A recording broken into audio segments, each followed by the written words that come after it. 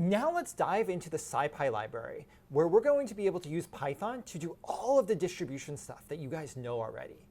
So to use distributions in Python, we need to import a new library. So these libraries come from the Scientific Python library, and to get all of these libraries, we're always going to use from scipy.stats import norm, import binomial, or for binomial it's binome, or import Bernoulli. And these three different libraries allow us to have the three different distributions that we've talked about so far.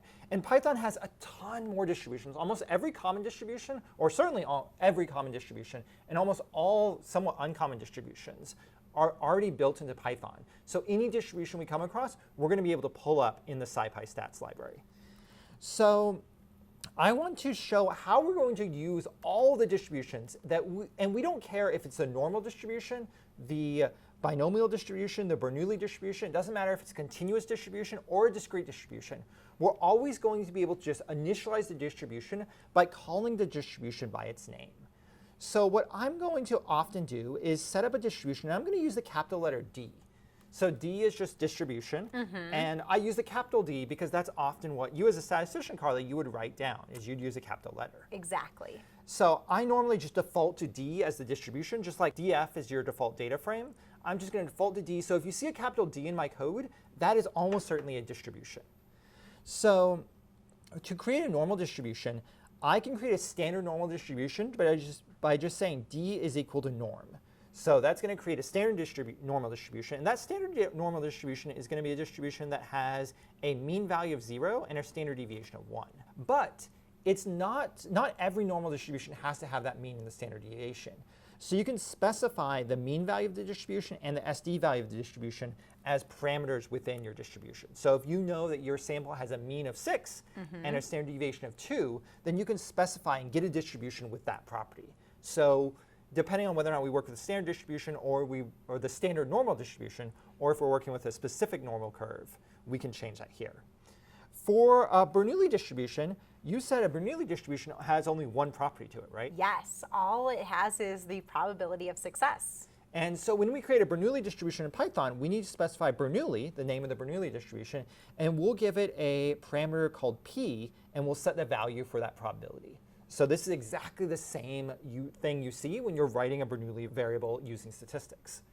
And a binomial variable has the same thing. So Carly, a binomial variable has two properties, right? Yes, we're looking at n, which is the number of trials, and then p, which is the probability of success. And in Python, you'll be able to do exactly that. You specify a p-value, p equals something, and n equals something.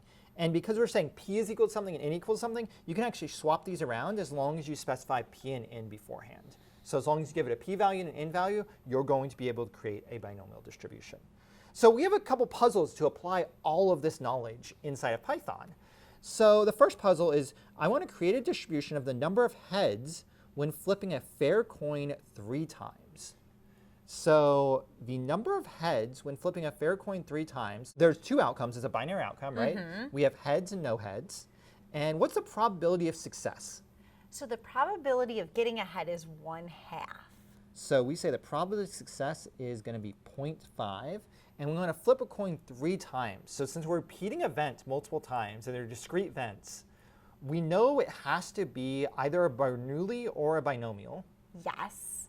But which one would you choose? So I would choose binomial here because we're flipping the coin 3 times and not just once. So we have the n value right here. So n equals 3, p is equal to 0.5. So we have the n and the p, and now we can just say d is equal to binom with p is equal to 0.5 and n is equal to 3.